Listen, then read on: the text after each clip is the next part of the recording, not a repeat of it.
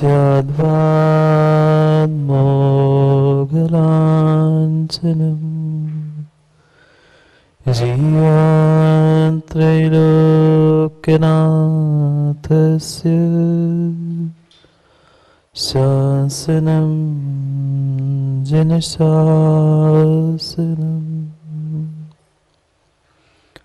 सत्त्वेषु मैत्रीं गुणेषु प्रमादम् क्लिष्टेषु जीवेषु कृपापरसम्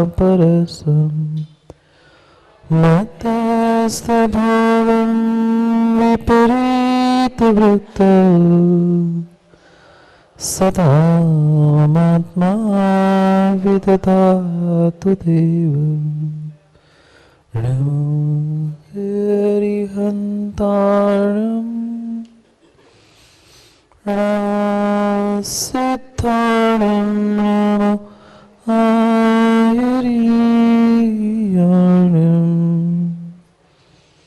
नमो जयाणम्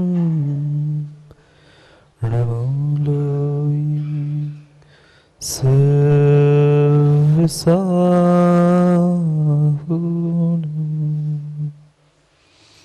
अनंत अनंत परम सिद्ध भगवान की 1008वीं आदिनाथ भगवान की परम पूज्य आचार्य भगवान अमित गति स्वामी की परम पूज्य आचार्य भगवान गुरुवर विशुद्ध सागर जी महाराज की सनातन जैन धर्म की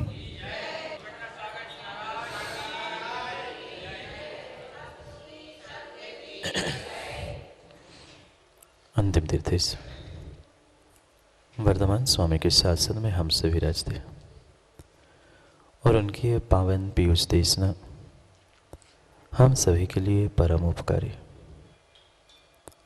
अनादिकाल से हमारी आत्मा में जो जन्म जरा और मृत्यु रूपी रोग लगे, उन रोगों का उपशमन करने वाली कोई परम औषधि है तो वह एकमात्र यह जनवाणी।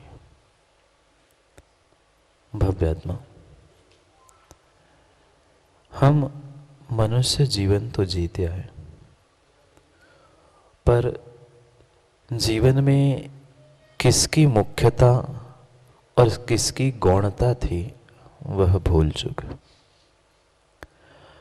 हम आज तक शायद ये निर्णय नहीं कर पाए कि हमें प्रायोरिटी किसको देनी थी, मुख्यता किसको देनी थी। जीवन जीना भिन्न विषय है और जीवन को संगीत बना के जीना भिन्न विषय है, क्योंकि ये जीवन एक ऐसी अद्भुत कला है और उस कला के अंतर्गत हमें यही सीखना और यही समझना है कि हमारे जीवन में कौन से कार्य के मुझे अहमियत देनी थी और कौन से कार्य को हमें जानबूझकर भूल जाना चाहिए। जितनी जितनी अच्छी बातें जीवन में हमने सीखी समझी, अक्सर हम उन अच्छी बातों को तो भूलते आए और विषय कसायों के कारण जो आपस में राग द्वेष से जो भी परिणाम और जो भी कार्य हुए थे, माँ जीवन भर उसे हम याद करते रहे, क्योंकि हमें अपने आप में क्रियाओं को, कार्यों को और व्यक्तियों को किस प्रकार से प्रायोरिटी देनी थी वो समझना था। पर हम प्रायोरिटी की जगह पार्शलिटी करते रहे और रियलिटी से दूर होकर पॉपुलैरिटी में उलझते रहे। उस सत्यता की ही खोज हमें अपने जीवन में करनी थी, क्योंकि अनादि के ऐसे ऐसे संस्कार हमारे भीतर ठूस ठूस के भरे हैं कि हम सब सत्य को जानकर भी सत्य को मानना नहीं चाहते। ऐसा नहीं है कि हम मान नहीं सकते, कर नहीं सकते, हम कर सकते हैं, मान सकते हैं, पर हमने सोचा ही नहीं है कि हमें ऐसा कुछ करना भी है। एक अद्भुत वस्तु हमें इस मनुष्य पर्याय में मिली थी। दुर्लभ से दुर्लभ मनुष्य पर्याय के साथ दुर्लभ से दुर्लभ हमें एक साधन ऐसा मिला था जो मुझे अपनी आत्मा से परमात्मा बनाने के लिए निमित्त बन सकता था। उस निमित्त पर ही हमारी चर्चा चल रही थी। उसका नाम सामायिक था, समता परिणाम था। पर सामायिक समता भाव हम तभी धारण कर सकते हैं जब एक दूसरे से हमारी पार्शलिटी के परिणाम, राग द्वेष के परिणाम दूर हो पाए। सब कुछ बदल गया। देखते देखते समय बदल गया। देखते देखते गुलाबचंद जी उम्र ढल गई, पर जीवों के भीतर का राग द्वेष कम नहीं हो पाया। क्यों नहीं क्यों नहीं हम कम कर पा रहे हैं उस राग द्वेष को? क्या माँ आप जानते नहीं हैं कि हम किसी के राग के कारण किसी से द्वेष करते हैं? क्या ये हम अनुभव नहीं कर पाए किसी के द्वेष के कारण हम राग कर रहे हैं?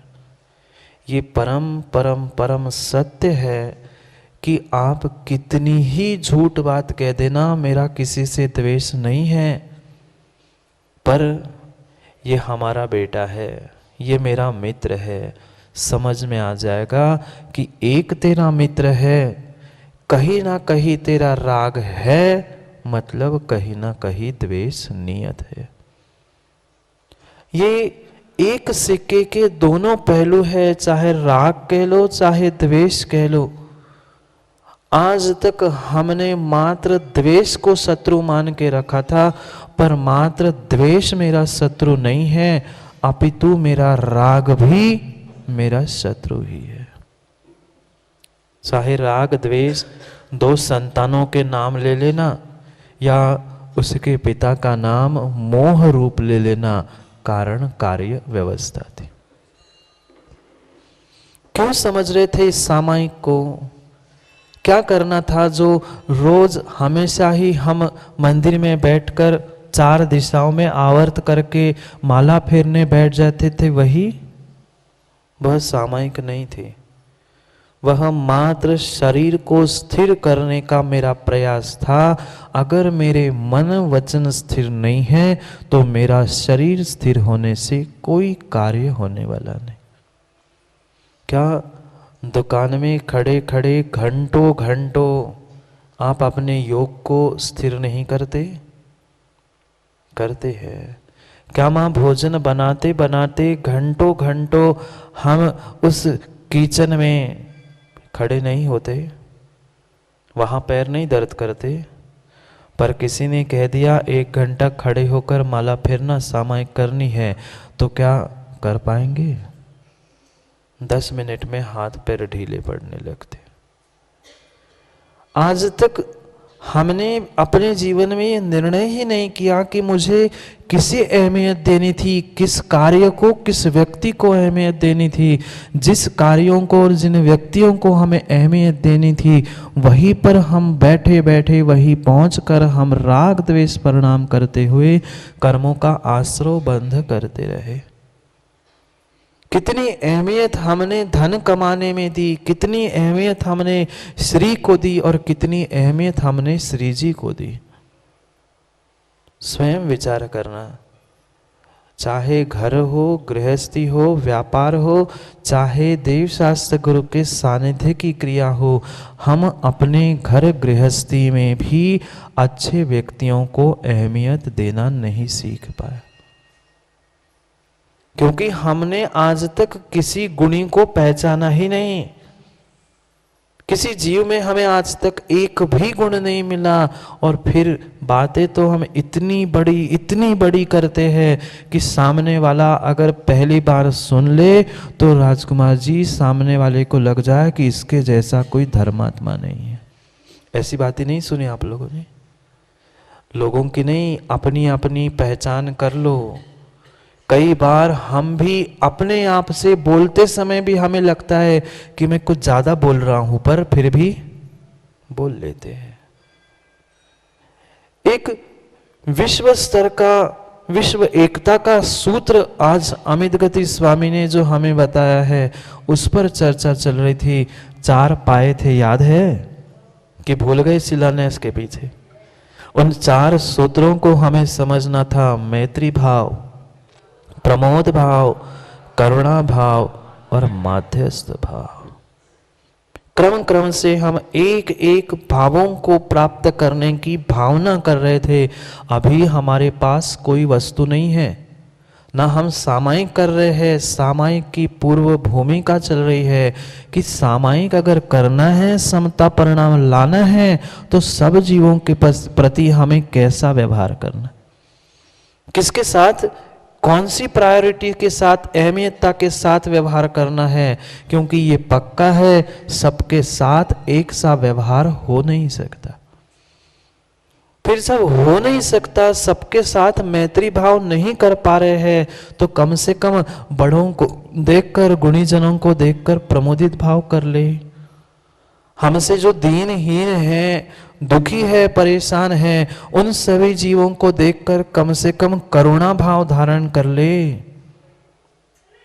पर क्या करें, आज मात्र दिखावे के पीछे व्यक्ति पता नहीं क्या क्या नहीं कर रहा। मैत्री भी की नयन शास्त्री ने, तो किससे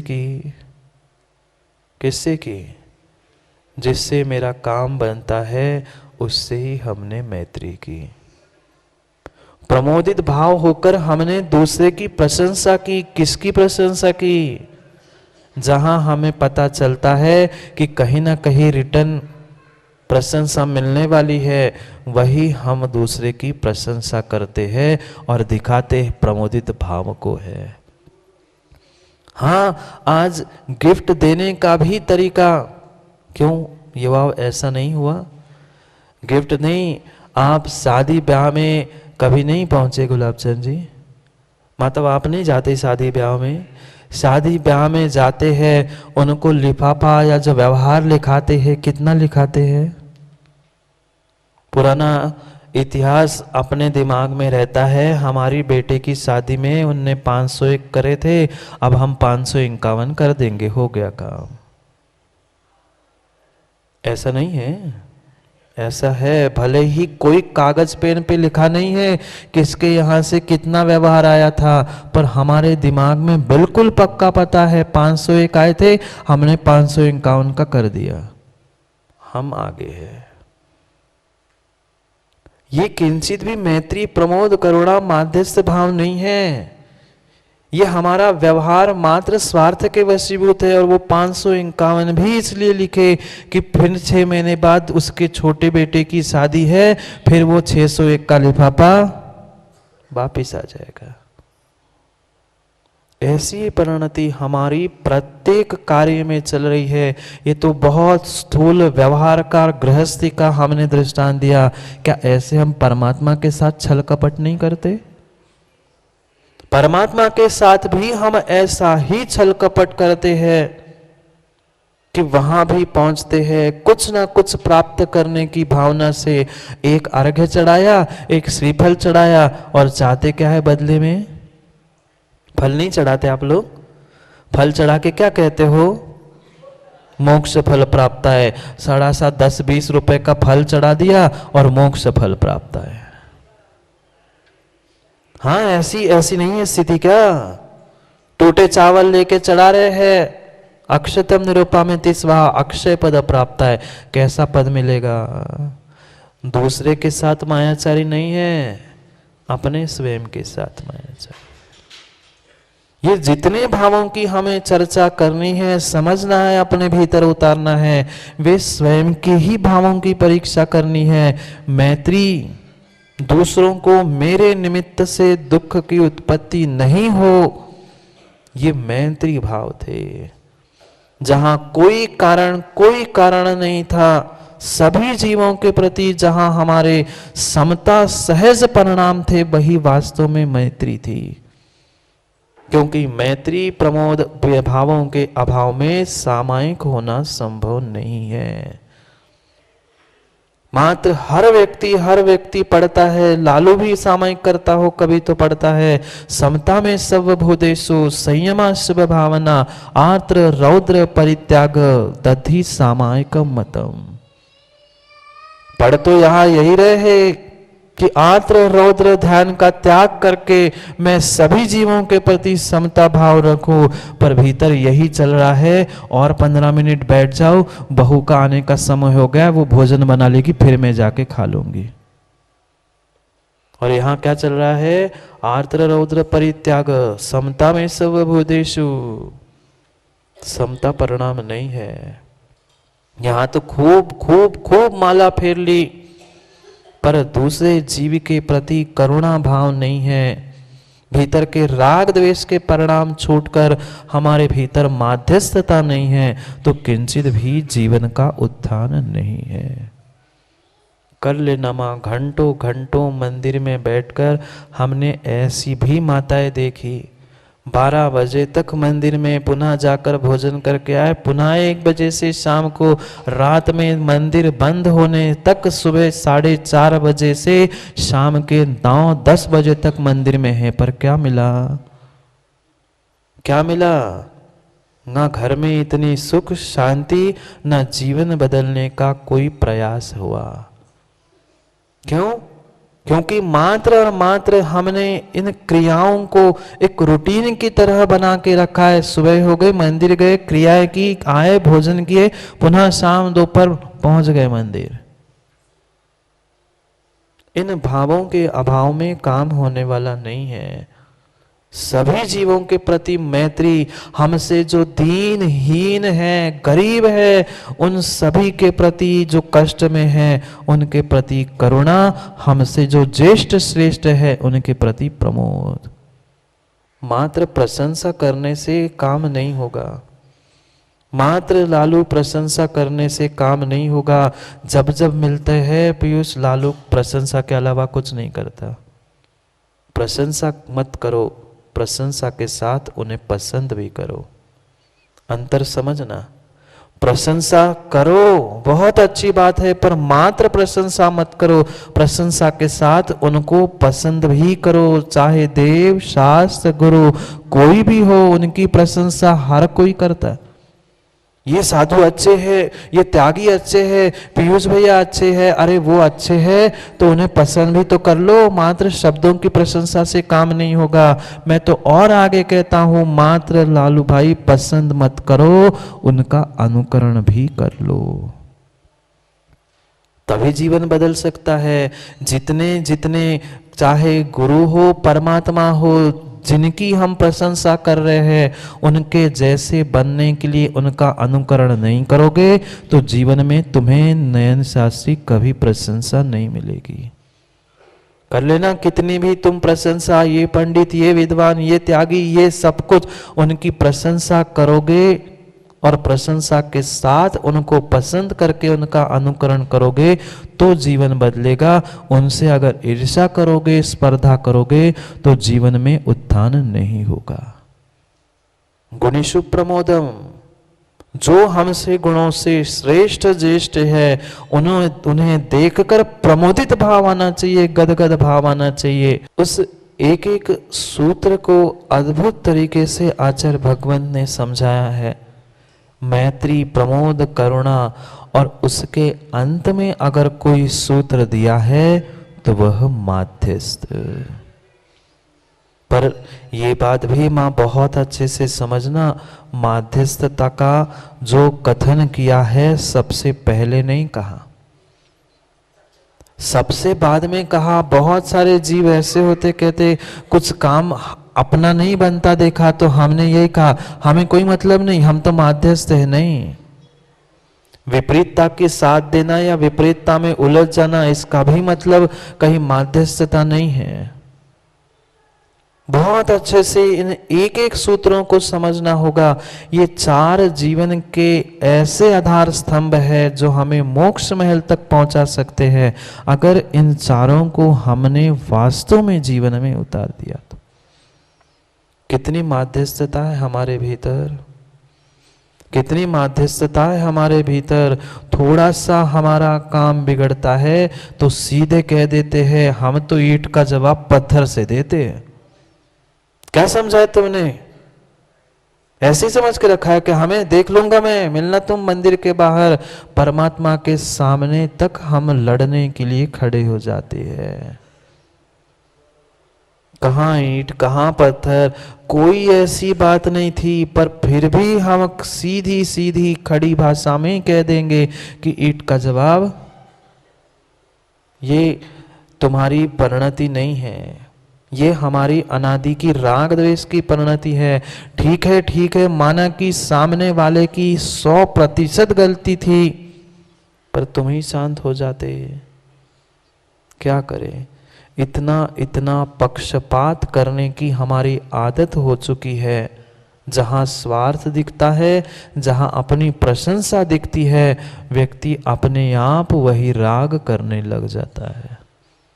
और वही जिससे हमारे राग के परिणाम थे, या जिससे हम राग कर रहे थे, वही 1 दिन 2 दिन 4 दिन तुम्हारी राग की पुष्टि नहीं करेगा तो उसको ही घर की माँ ही कर देती है। बेटे से नहीं करती ना माँ, बेटे से नहीं कहते ना, नास मीटन को मर जाता, मुंह काला कर ले। किसको कह रही थी? किससे कह रही थी? जिसको 9 महीने पेट में पाला पोसा बड़ा किया, उसी बालक को आप कह रहे थे। क्यों? कारण कोई और नहीं था, वहां आपके स्वार्थ की पुष्टि नहीं हुई थी। राग था ना, राग था ना, बेटा था, राग था। वही राग स्वार्थ बदलते ही द्वेष में परिणत हो गया, वही राग द्वेष में परिणत हो गया। और ये द्वेष राग द्वेष ये अनादि से चलता हुआ हमारा पक्षपात का काम है, जिसके कारण हम कभी भी अपने इस संसार से अतीत नहीं हो पाए। कितनी ही विपरीतता आ जाए, कितनी ही विपरीतता आ जाए, कोई हमारे सामने साक्षात आकर हमारी निंदा भी कर ले तो भी हमें उसमें खेद नहीं होना चाहिए था। वास्तव में यही परिणाम माध्यस्थ थे। दुर्जन दूर, दुर्जन दूर कुमार व्रतों पर कौन नहीं आए माँ? क्षोभ नहीं आए, मात्र कहते ही हो कि वास्तव में आता है। सोले के वस्त्र पहन के जा रहे थे, कोई बालक आके छू जाए, प्रेम से कहते ना, बेटा बहुत अच्छा किया, अब मैं जाके दूसरा बदल के आती हूँ, ऐसा? अब बोलो ना, दुर्जन क्रूर कुमार्ग रतों पर, तब सुना देते अपने आप को, क्षोभ नहीं मुझको आए। वहां जितनी तुमने धोती सोला पहना था, उससे कई अधिक तुम्हारे तीव्र क्रोधित परिणाम हुए। और वहीं पर एक क्या किया? प्रेम से उसको सहला दिया, वहीं पर एक गाल के लाल पर लाल कर दिया। अकल नहीं थी, समझ में नहीं आता मैं सोले में था। अरे तू सोले के वस्त्र पहना था, कम से कम सोले के परिणाम ही कर लेता। क्या जाता, घर में तो इतने सारे सोले के वस्त्र रखे होंगे, घर जाके बदल लेता।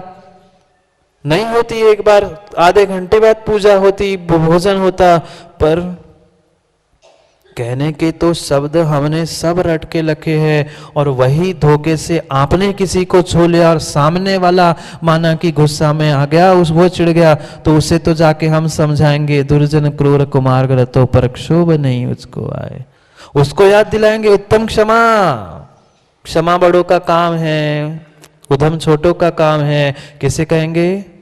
दूसरों से तो कहेंगे, पर हम पे जब बीतती है तब हम सब भूल जाते हैं। अपने आप पर ये घटनाएं घटने पर, विपरीतता आने पर हमें अपने आप को कैसे पर संभालना है, यही वास्तव में माध्यस्थता है। माध्यस्थता का मतलब मुंह लटकाकर बैठ मत जाना। नहीं तो कह देना माध्यस्थ है हम, ये माध्यस्थता नहीं है। जब विपरीतता हो जाए तब माध्यस्थ होना है, अन्य शुभ कार्यों में, अच्छे कार्यों में माध्यस्थ नहीं है। ऐसे भी जीव राजकुमार जी आपको मिलेंगे वर्तमान में, यहाँ भी बाहर भी। उनके मन की बात नहीं हुई तो कह देंगे हमें कोई मतलब नहीं भैया, आप अपना काम कर लो, हम तो दूर ही से ठीक है। ये माध्यस्थता नहीं है। उनके द्वेष परिणाम चल रहे हैं कि दूसरे का अच्छा तुम्हें अच्छा नहीं लग रहा है, इसलिए तुम उससे द्वेष करके हमें कोई मतलब नहीं, हम तो तटस्थ है, माध्यस्थ है। ये माध्यस्थता नहीं है, तुम्हारी भीतर की विपरीतता है। माध्यस्थता तभी बताई है जब तुम्हारे विपरीत कोई कार्य होते हुए, धर्म पर कहीं संकट उपसर्ग या किसी पर कोई विपरीत घटनाएं घटती हुई दिख जाए, तब माध्यस्थ होना है, ना कि अच्छे कार्यों में माध्यस्थ होना है। इसलिए सबसे अंतिम स्थान पर वह भावना रखी है माध्यस्थ। राग द्वेष पक्षपाता भावो माध्यस्थम। राग द्वेष के निमित्त से जो हमारा पक्षपात हो रहा था, ये मेरा, ये पराया, ये इसका, वो उसका, ये जितने जितने भेदभाव चल रहे थे, वह भेदभाव पक्षपात का अभाव करना माध्यस्थ है। बुद्ध भैया, भेदभाव करने की बात आगम में नहीं लिखी, भेद विज्ञान करने की बात लिखी। बेचारे लोग भ्रमित है, भेद विज्ञान तो कर नहीं पा रहे हैं। भेद विज्ञान एसी में एक पंखे में बैठकर करना चाहते हैं और दूसरों से भेदभाव कर रहे हैं। अंतर समझना, भेद विज्ञान अपने आत्मा और शरीर के साथ करना था, ना कि किसी दूसरे व्यक्ति के साथ करना था। कहीं भी दूसरे के साथ स्पर्धा, ईर्ष्या, कोई भी भाव आ रहे हैं, वहां भेदभाव है, पक्षपात है। और कहीं भी रमेश चंद जी जीवों को पक्षपात, भेदभाव करने की आगम में व्याख्या नहीं की। भेद विज्ञान भिन्न है, भेदभाव भिन्न है। जहां अपना पराया, स्वार्थ, राग द्वेष के परिणाम चल रहे हैं, वहां मात्र और मात्र हमारे पक्षपात और उस भेदभाव के ही भाव है। माता आप लोग तो भेदभाव जानते नहीं ना, पक्षपात भी नहीं जानते होंगे। बोलो ना, ना कह रहा हूं। कैसे ना बोलोगे, करते ही है। सुबह से लेकर शाम तक एक घर में रहते रहते भी कहने के लिए तो सभी एक ही घर के हैं, पर फिर भी अपने बच्चे को कैसे खिलाते हो और देवरानी जेठानी के बच्चों को कैसे खिलाते हो। कहने के लिए दोनों बच्चे हैं, दोनों को बेटा कहेंगे, पर खाने का, खिलाने का जब भी समय आएगा, तब कैसा कैसा पक्षपात हम एक घर में, एक छत के नीचे भी करने लग जाते हैं। दोनों को लड्डू खिलाना था माँ, दोनों बच्चों को लड्डू खिलाना था, एक सही लड्डू खिलाओगे ना? अब सही सही बोले कि गलत गलत बोले? दोनों को लड्डू खिलाना था, दोनों को दूध पिलाना था, क्या एक सा ही दूध पिलाओगे, एक सा ही लड्डू खिलाओगे? नहीं महाराज जी, हम तो अपनी देवरानी जेठानी के बच्चे को बड़ा लड्डू खिलाएंगे, अपने बच्चे को तो छोटा सा ही दे देंगे। कहने की बात ऐसे ही कहेंगे, हम तो अपने बच्चे को महाराज जी छोटा सा, उनको बड़ा सा लड्डू खिलाएंगे।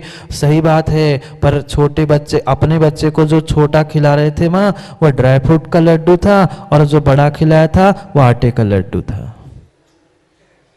दुनिया तो यही कह रही थी, देखो कितना समर्पण है वह देवरानी के बेटे के लिए।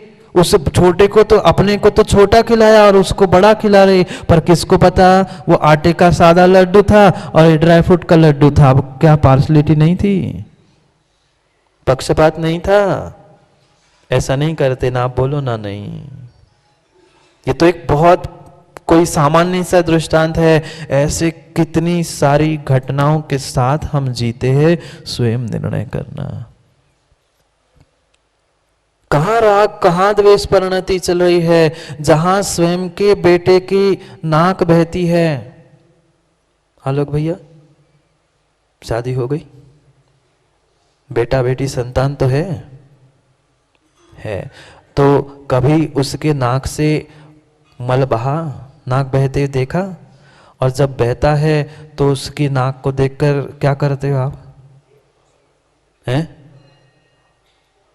माँ, जेब आपका पल्लू किसके लिए था? आपके बेटे की नाक पहुंचने के लिए पल्लू था। आलोक भाई, रखी जेब में रखी हुई रुमाल, उसको पहुंचकर रुमाल और पल्लू फाड़ के फेंक दिया ना माँ? क्या किया? उस पल्लू को भी और रुमाल को भी संभाल कर, क्यों? उस बेटे की नाक में कोई अमृत छपा था? समझना कैसा पक्षपात। वही उसके बगल में पड़ोसी का बेटा बैठा था, उसकी भी नाक बह रही थी। क्या उसकी नाक पूछोगे अपने रुमाल से? क्या तुम्हारे बेटे के नाक में अमृत है और उसके इसमें जहर था? नहीं पहुंचोगे। उसकी नाक बह रही तो कहेंगे कैसी माता पिता है, नाक पहुंचना भी नहीं सीखा, और अपने बेटे के स्वयं पहुंच के जेब में रख रहे हैं। ये राग द्वेष परिणाम है, ये पक्षपात है। दोनों की पहुंचते या दोनों की नहीं पहुंचते, नहीं। ये जब तक ऐसे हमारे विपरीत परिणाम हैं, किसी के प्रति कुछ किसी के प्रति कुछ, तब तक माध्यस्थता नहीं आ सकती। जब तक ये भी भीतर भाव है कि ईंट का जवाब पत्थर से देंगे, तब भी माध्यस्थता नहीं है। कितनी ही विपरीतता आ जाए। कभी पेड़ों को देखा, वृक्ष देखा, चाहे आम का हो, चाहे कोई फल का हो, फूलों का हो, व्यक्ति बहुत दूर से उस पे पत्थर फेंकता है। नहीं देखा क्या इमली का, आम के पेड़ को? आपने भी कभी कभी बचपन में पत्थर पे फेंके होंगे उस पेड़ों पे। चाहे आप उस पत्थर पर पेड़ पर पत्थर फेंक देना, चाहे फूल फेंक देना, उसे उस पत्थर से फूलों से कोई मतलब नहीं।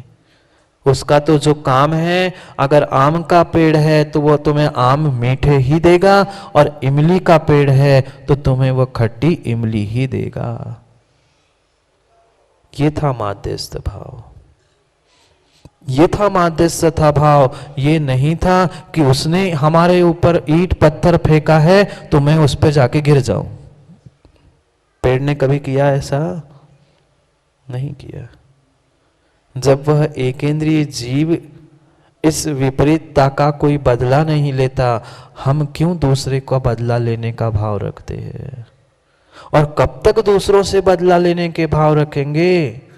जब तक दूसरों का बदला लेने का भाव रखेंगे, तब तक हम बदल नहीं पाएंगे। और हम नहीं बदल रहे हैं तो दुनिया भी बदलने वाली नहीं है। बदल दो, बदल दो, बदल दो अपने बदले के भाव को। जब तक बदले के भाव को बदलोगे नहीं, तुम्हारा जीवन बदलेगा नहीं। ऐसे भी जीव है जिससे वैर था, दुश्मनी थी, उनकी पीढ़ी चली गई, अब उनके बेटों से लड़ रहे हैं, उनसे दुश्मनी चल रही है, उनसे वैर चल रहा है। मात्र चर्चा करने से काम नहीं होगा। जीवन में कुछ ना कुछ तो हमें ग्रहण करना होगा। पहले तो उस विपरीतता को ठीक करने का प्रयास करना होगा। जो माध्यस्थता का व्याख्यान किया है महेंद्र भाई, इसका मतलब ये नहीं हम उदास होके माध्यस्थ होके दूर होके बैठ जाए। कहीं विपरीतता दिख रही है, देव शास्त्र गुरु पर कोई उपसर्ग होते हुए दिख रहा है, कुछ विपरीत क्रियाएं होती दिख रही है, ये मत कह देना हमें क्या मतलब, हमें तो मात्र इनसे मतलब है, हम इनसे जुड़े हैं, इनसे मतलब है, हमें दुनिया से क्या मतलब। नहीं, ये माध्यस्थता का मतलब नहीं है।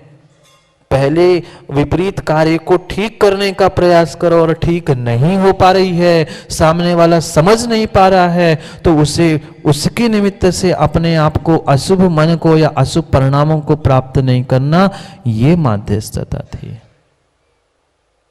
जो विपरीत कार्य कर भी रहा है, क्योंकि ये पक्का मानना जैसा जिसका क्षयोक्षम होता है वह अपने क्षयोक्षम से ही कार्य करता है। आप सामने वाले को लाख समझा देना राजकुमार जी ऐसा मत करो मत करो मत करो, पर जिसको जैसा करना है वह अपने क्षयोक्षम से वैसा ही करेगा।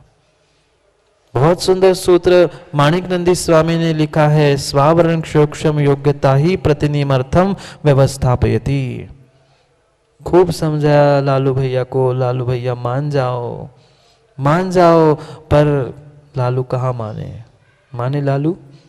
लालू माने होते तो शायद अभी मंच पे नीचे बैठे ना, इधर तीसरे हमारे बगल में बैठे मिलते, पर माने ही नहीं लालू। बताओ, लालू का नाम लिया तो ताली बजने लग गई। अभी से जलवे है तुम्हारे। समझना, कहने का अभिप्राय क्या है? व्यक्ति को समझाने का तो प्रयास करना, पर कर्ता बनकर नहीं। अगर समझने के बाद कोई नहीं मान रहा है, नहीं समझ पा रहा है, फिर भाई तुम जानो तुम्हारा काम जाने, हमने समझाने का काम किया। कल कोई ये ना कह दे कि हमें तो कोई कहने वाला नहीं मिला था, समझाने वाला नहीं मिला था। अगर हमें कोई समझाने वाला मिलता तो हम भी कुछ कर लेते। इसलिए कह दो, समझा दो, बोल दो एक बार, फिर उसके बाद छोड़ दो उनकी पुण्य पाप पर। भाई तुम जानो तुम्हारा काम जाने। वह विपरीत करने वाले के प्रति भी अशुभ भाव नहीं लाना। ऐसा मत सोचना कहीं जाकर ये जितने जितने हिंसा करने वाले, विपरीत काम करने वाले, वे सब मर जाए। नहीं, अहिंसा धर्म है। मैत्री, प्रमोद, करुणा, तीन भावों को प्राप्त करो, और फिर तीन भाव नहीं प्राप्त कर पा रहे हो, फिर माध्यस्थ हो जाओ। ये मत कह देना, ये मत कह देना जितने जितने जीवों को काटने वाले, मारने वाले हैं, उनको जाकर हम मार के आ जाए। नहीं, ये हमारा जैन धर्म नहीं समझा था, ये जैन धर्म नहीं सीखा था। धर्म के लिए भी मरना मारना ये हमारे आचार्यों का व्याख्यान नहीं है। पर क्या करे बुद्ध जी, आज जीव भौतिकता की चकाचौंध में इतने उलझ चुके हैं कि साक्षात जिनवाणी के गद्दी पर बैठ के कहते हैं कि मारने को तैयार हो जाओ धर्म के लिए। धर्म के लिए किसी को मारने की व्याख्या आगम में नहीं है, ना देश के लिए ना धर्म के लिए। अरे सुरक्षा अपने संयम की और अपने आप की करनी है, ना कि दूसरे की हिंसा करके। ना धर्म की, धर्म कहाँ बचा? धर्म कहाँ बचा? धर्म कौन सा मानते हो आप? अहिंसा में परमो धर्म की जय मात्र बोलने से अहिंसा हो जाएगी? भीतर अगर अहिंसा ही नहीं है तो किस बात की जय? जय बोलने से पहले अहिंसा के तत्वों को समझना होगा। धर्म के लिए, जिनवाणी के लिए, भगवान के लिए, किसी के लिए भी लड़ना, मारना, काटना ये धर्म नहीं है। जब ऐसी विपरीतता आ जाए, पुराणों को खोल के देखो ना, जब अकलंक निकलंक को पकड़ के मारने का प्रयास किया गया, उनमें क्या शक्ति नहीं थी? वे तलवार चला के नहीं मार सकते थे? अपने धर्म की रक्षा अपने हाथ में है। स्वयं का समर्पण कर दो, स्वयं समर्पित हो जाओ। उन्होंने अपने प्राण दे दिए निकलंक ने, पर धर्म की और अकलंक की रक्षा की। ये था धर्म, ये था धर्म। किसी को मारना काटना धर्म नहीं है। क्षमा, मार्दव, आर्जव, शौच ये धर्म है क्या? 10 लक्षण में नहीं पढ़ते? उत्तम क्षमा, उत्तम मार्दव, उत्तम आर्जव, उत्तम शौच ये धर्म है। क्रोध, मान, माया, लोभ ये धर्म है क्या? ये कसाय है, ये विपरीतता है। चाहे कसाय के निमित्त से विपरीतता हो, चाहे विषयों के निमित्त से कहीं विपरीतता हमें दिखाई पड़े, उन विपरीतता में पहले समझाने का, कहने का, ठीक करने का प्रयास करो, और फिर उसके बाद उससे माध्यस्थ हो जाओ। पर हम क्या करें? घर हो, देश हो, राष्ट्र हो, चाहे समाज हो, हम कभी उनको ठीक करने का प्रयास करते ही नहीं है। हम कभी ठीक करने का प्रयास ही नहीं करते। थोड़ा सा कुछ संबंध, थोड़ा सा कुछ खराब हो गया, थोड़ा सा राग द्वेष रूप का सा उत्पन्न हो गया, हम संबंध भी तोड़ लेते हैं और उस व्यक्ति को भी घर से निकाल कर बाहर कर लेते हैं। समझो, विचार करो। क्यों माताओं, आपके घर में बर्तन है? आपके घर में बर्तन है, और बर्तन का प्रयोग करते करते करते करते बर्तन में कभी कभी पिचक लग जाती है। पिचक नहीं जानते? जानते हैं बर्तन का प्रयोग करते करते बर्तन में भी पिचक लग जाती है, फिर बर्तन को फेंक देते ना, फेंक देते ना। कितनी ज्ञानी माता है। 5-50 रुपए का वह बर्तन होता है, फेंक देते हो क्या? नहीं फेंकते। क्या करते हो? क्या करते हो? क्यों? आपके पास इतनी बर्तनों की कमी थी? वैरायटी वाले, क्या आपके पास इतनी कमी थी बर्तनों की? इतने सारे बर्तन घर में रखे होंगे जो पुनः काम में नहीं आएंगे, जरूरत से अधिक सामग्री रखी है, पर फिर भी घर में माताएं उन बर्तनों को फेंकते हो। क्या करते हो फिर? उस बर्तन की पिचक को पहले तो प्रयास करते हैं कि उस पिचक को मिटा लूं, पिचक को, बर्तन को ठीक कर लूं, पूरा पूरा पूरा प्रयास रहता है। मात्र बर्तन ही नहीं, घर में रखे हुए कपड़े मां इतना सा फट जाए तो फाड़ के फेंक देते हो। महाराज जी इतना फट जाए तो नहीं फेंकते, आप इतनी सी बात कर रहे हैं। इतना सा हो तो रफू कर लेते हैं, इतना बड़ा हो तो बढ़िया आज के युवा पीढ़ी से ठिगरे लगा लेते हैं। हाँ, पुराने जमाने में ठिगरे वाले पहने तो भिखारी गरीब कहते थे, आज फैशन हो गई संकेत ठिगरे की कपड़े पहन के घूमता है। महाराज जी नहीं है। हाँ, फटी हुई 5,000 में मिलती है और सामान्य 2,000 में मिलती है। पक्का है जो भविष्य में भिखारी दरिद्री बनने वाले ना, वही ऐसे ठिगरे वाले और फटे कपड़े पहनने का प्रैक्टिस कर रहे, अभ्यास कर रहे। बात मां कपड़ों की, वस्त्रों की चल रही, चाहे छोटा हो बड़ा हो, बर्तन हो चाहे कपड़े हो, कहीं भी कुछ हो तो पहले तो हमें ठीक करने का प्रयास करते हैं, बर्तन की पिचक मिटाने का प्रयास करते हैं, और पिचक मिटाते मिटाते अगर टूट गया तो फेंकते हैं, पहले से नहीं फेंकते। पर कभी जीवन के संबंधों के साथ हमने ऐसे पिचक मिटाने का प्रयास किया? जीवन के संबंधों के साथ हमने कभी वो फटे हुए में कभी रफू या कभी छिल उसे सीने का प्रयास किया? नहीं किया। ये थी माध्यस्थता। पहले विपरीतता को ठीक करने का प्रयास करो यथाशक्ति। अगर नहीं हो पा रही है फिर हो जाओ ओम शांति, तुम जानो तुम्हारा काम जाने।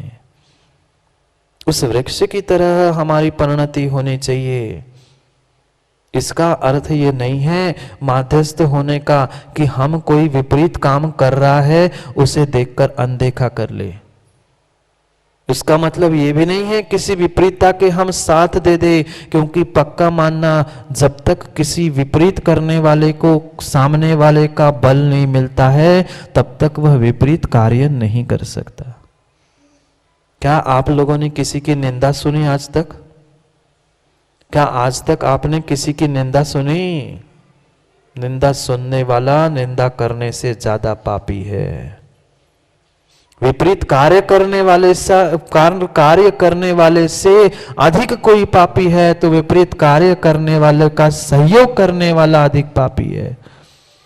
क्योंकि विपरीत कार्य करने वाला, किसी की निंदा करने वाला तभी अपने आप को मजबूत समझता है जब उसे कोई सुनने वाला होता है। आप लोग तो निंदा मां करत है, अच्छी कही पहले ही कह दई सो। जो हम निंदा कर रहे हैं और दूसरों की सुन रहे हैं उससे किसका आश्रय होगा? जानते हैं आप लोग? नीच गोत्र का आश्रय होगा, जानते हैं? कितने ज्ञानी, ऐसा टपकता है ज्ञान ज्ञानियों का क्या बताऊं। पर क्या करें बुद्धू जी, ज्ञान टपक टपक के सब खाली हो गया, क्या बचा ही नहीं है। इतना ज्ञान टपका, इतना ज्ञान टपका, पूरे ज्ञान टपक के खाली हो गया बर्तन। अपने लिए कभी ज्ञान का प्रयोग कर लो, दूसरों के लिए ज्ञान का प्रयोग नहीं करो। जो विपरीतता थी, जो निंदा कर रहा था, उस निंदा को सुनना, उसकी विपरीतता में सहयोग करना, ये उसे बल देना है। वह तो निंदा करके, विपरीतता करके उन क्रियाओं से पाप का आश्रय कर ही रहा है, पर हम उसका साथ देके हम भी आश्रय कर रहे हैं। कितनों को कोढ़ हुआ था वो भी पता है आप लोगों को। 700 ने कुछ किया था, एक ने किया था, करने वाला एक था, 700 लोग तालियां बजाने वाले थे, 700 लोगों ने मात्र अनुमोदना की थी, सहयोग किया था उस विपरीत क्रिया में, इसलिए विपरीतता का फल 701 को भोगना पड़ा। इसलिए सोचो समझो, जब विपरीतता आ जाए तब मध्यस्थ हो जाओ, उसके पहले मैत्री, प्रमोद, करुणा इन भावों के साथ जीना सीख लो। और इनमें नहीं जी पा रहे हो, समझाओ, समझने का प्रयास करो, नहीं हो पाए फिर विपरीतता में मध्यस्थ हो जाओ। कोई विपरीत कर भी रहा है तो उसके प्रति भी विपरीत भाव नहीं लाना। अगर उसके प्रति भी विपरीत भाव लाओगे या शुभ भाव लाओगे तो भी काम बिगड़ जाएगा। तब कहना है माध्यस्थ भावम विपरीत वृत्तो। जब सामने वाले की वृत्ति हमें विपरीत दिखे, कहने पर भी, समझाने पर भी वो नहीं समझ रहा है, नहीं कर पा रहा है, फिर कहना है विपरीत वृत्ति में हमें माध्यस्थ होना होगा। क्योंकि ये पक्का मानना नाना प्रकार के जीव है, नाना प्रकार के उनके कर्म हैं और नाना प्रकार से उनकी परिणति होती रहेगी। ऐसा हो ही नहीं सकता, ऐसा हो ही नहीं सकता। क्या माँ एक घर में रहने वाले सभी बच्चों की परिणति एक सी है? क्या एक घर में रहने वाले सभी भाइयों की परिणति एक सी है? नहीं है। जब सबकी, एक घर में रहने वालों की परिणति एक सी नहीं होती, सभी एक देश, राष्ट्र, समाज में रहने वालों की परिणति एक से कैसी संभव है? हम व्यर्थ में एक सा करने के लिए प्रयास करते हैं। प्रयास नहीं करो, क्योंकि पुरुषार्थ तुम्हारा व्यर्थ जाएगा। पुरुषार्थ अगर करना है तो अपने स्वयं के भावों पर करो, क्योंकि लोगों का काम तो है ही, लोगों का काम है ही कहना। लोग कुछ ना कुछ कहते ही रहेंगे। अच्छा करोगे तो कहेंगे कहाँ गए चक्रे जी, बैठे क्या? चाहे तुम अच्छा करो राजकुमार जी, सो कहेंगे, नहीं करेंगे सो कहेंगे। हाँ, ये परम सत्य है, क्योंकि ये हमारी जीवन की, मनुष्य जीवन की एक आदत सी बन चुकी है कि कोई ने कुछ किया कि हमें कुछ कह नहीं है, क्योंकि ये तो मुख है। सुबह कह रहे थे हड़िया पे तो, हड़िया नहीं जानते? हड़िया पे तो पारा रखो जा सकत माँ, पर इस हड़िया पे कोई पारा नहीं, कोई बंदिश नहीं है, जो आए सो बोलो। तब जब विपरीतता हो, निंदा हो, तब हमें समझना है कि ठीक है, जीवों का काम है ही निंदा करना। उस निंदा उसी की होती है पीयूष भाई जो जिंदा होता है। निंदा उसी की होती है जो जिंदा है, भले ऐसे पर्याय में हो जिंदा या मन में जिंदा है, कहीं ना कहीं जिंदा है, तभी तो निंदा है। हाँ, ये परम सत्य है। कभी निंदा कभी तारीफ, कभी निंदा कभी तारीफ। लालू सुन लो चार पंक्ति, क्यों तारीफ करने की तुम्हारी आदत है ना। कभी निंदा कभी तारीफ, यही दुनिया का धंधा है। कभी तारीफ कभी निंदा, यही दुनिया का धंधा है। जो ये तारीफ होगी, निंदा होगी, वहाँ ये पक्का मानना, ये मात्र तुम्हारा कहीं ना कहीं भीतर में तुम जिंदा हो, इसलिए निंदा है। अगर व्यक्ति जिंदा नहीं है तो उसकी निंदा भी नहीं हो सकती। इसलिए तुम अच्छा करो बुरा करो, उसमें पहले हमें ये सोचना है कि हमने अगर सम्यक क्रिया की है तो हमें किसी की निंदा से न डरना है, न किसी की तारीफ की हमें चाहत है। कभी तारीफ कभी निंदा, यही दुनिया का धंधा है। नहीं तो चाहना तारीफ, नहीं निंदा से डरना है। महेंद्र भाई, कभी तारीफ कभी निंदा, यही दुनिया का धंधा है। नहीं तो चाहना तारीफ, कभी निंदा से डरना है। तारीफों के फूल यारो, मुर्दों को भी तो मिलते हैं। अच्छे से सुनना, तारीफों के फूल यारो, तारीफों के फूल यारो मुर्द को भी तो मिलते हैं, निंदा उसकी ही होती है जो यहाँ पर जिंदा होता है, जो यहाँ पर होता जिंदा है। जिंदा है तो निंदा है।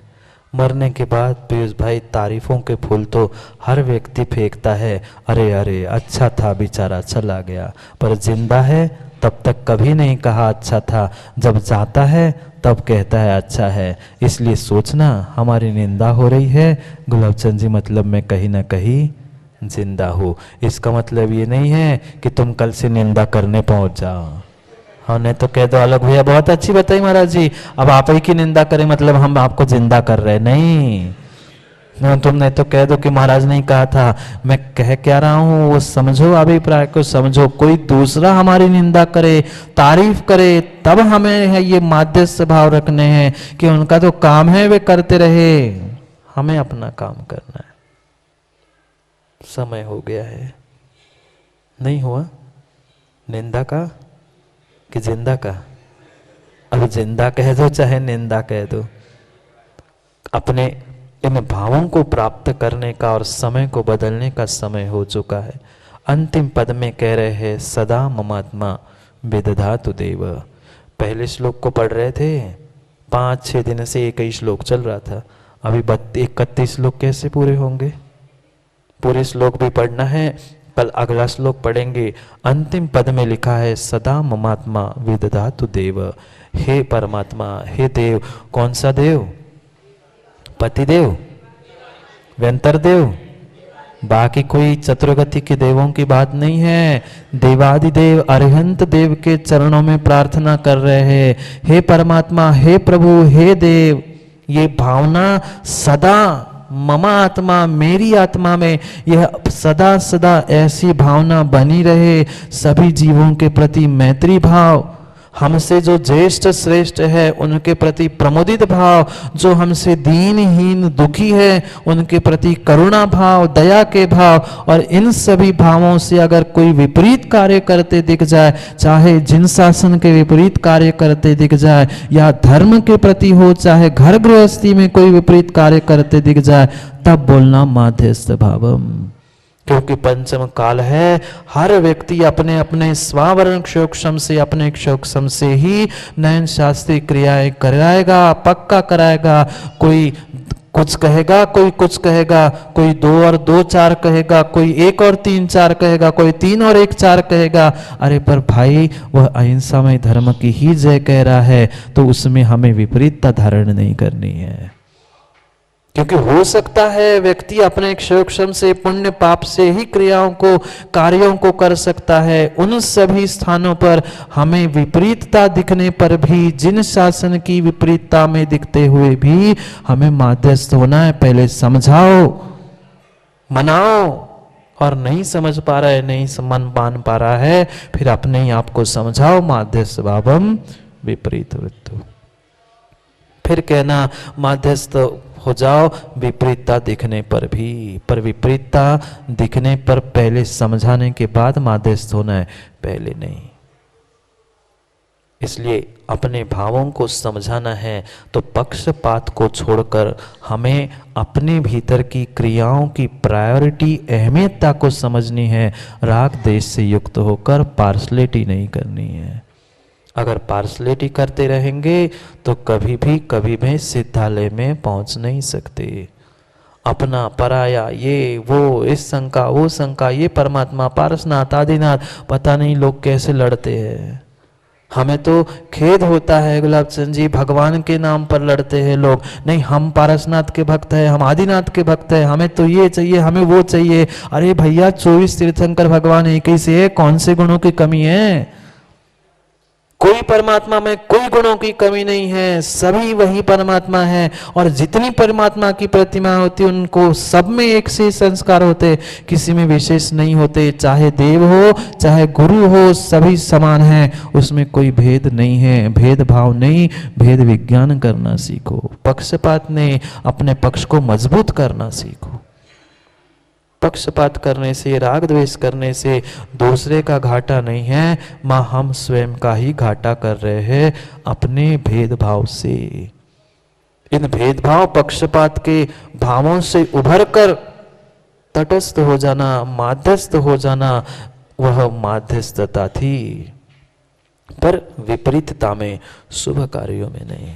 सदा ममात्मा विददातु देव, ये सभी भाव हे परमात्मा, हे प्रभु, आपके प्रसाद से मेरे बन जाए। भगवान देने वाले नहीं हैं, भगवान से भावना भा रहे, भगवान के चरणों में बैठकर, हे प्रभु आप निमित्त हो, संभालना समझना तो मुझे ही अपने आप को है, पर आप मेरे लिए निमित्त बन जाए। और आपके चरणों में बैठे बैठे मेरी ये भावना है कि आपने जैसे इन भावों को प्राप्त करके मोक्ष महल को प्राप्त कर लिया है, ऐसे मोक्ष महल के इन 4 सोपानों को, 4 खंभों को प्राप्त करके मैं भी अपने जीवन में मोक्ष महल को प्राप्त कर लूं सामायिक के द्वारा। इसलिए सामायिक पाठ के भावना द्वात्रिंशतिका के इस पहले सूत्र को और पहले इस श्लोक को हमने पूर्ण किया।